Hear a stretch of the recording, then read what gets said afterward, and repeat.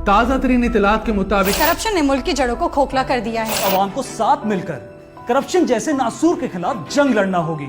हमने चोरी और करप्शन के बेशुमार किस्से सुने होंगे, तो आज एक किस्सा और सही।